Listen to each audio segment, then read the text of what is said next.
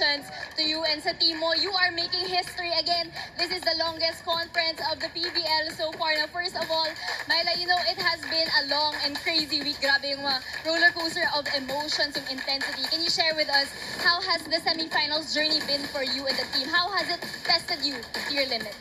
Yeah, sobrang happy kasi finals ngayon. Kasi the two conference talaga medyo nawala kami. Pero syempre, hindi pa tapos yung laban.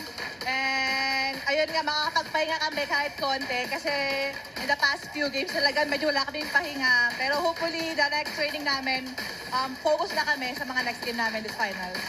Grabe, Myla, you really dominated this game. A straight set win to end the semifinals. Testament of your hard work. Can you tell us, what was your edge today? What really clicked para sa team mo? And what can you say about the teamwork that everybody showed?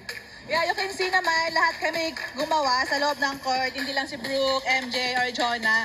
Andun yung team namin and also sa yung mga yung sinasabi ng mga coaches namin, yung mga defense namin, yung mga blockings namin, gumana din this game. So I'm really happy na nandito kami ngayon, na nakuha namin tong game na to.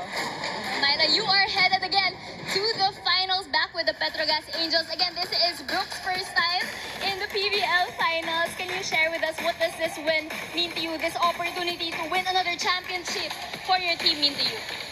Syempre, itong finals na to para kay Brooke. Kasi isipin nyo, in the two conference, siya yung gumagawa. And then ngayon, na parang tinulungan namin si Brooke na makuha namin tong finals na to. Hindi lang kay Brooke, halos lahat naman kami.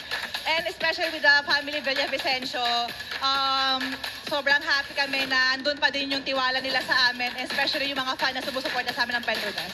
Well-deserved na. Myla, go ahead and greet all your fans and supporters here. Syempre, unang-una, hello kay Sir Chito Villavicencio, Sir Rafi, Ma'am Camille, and Sir Anton. Thank you so much po sa support ninyo sa Petrogas. And sa family ko, and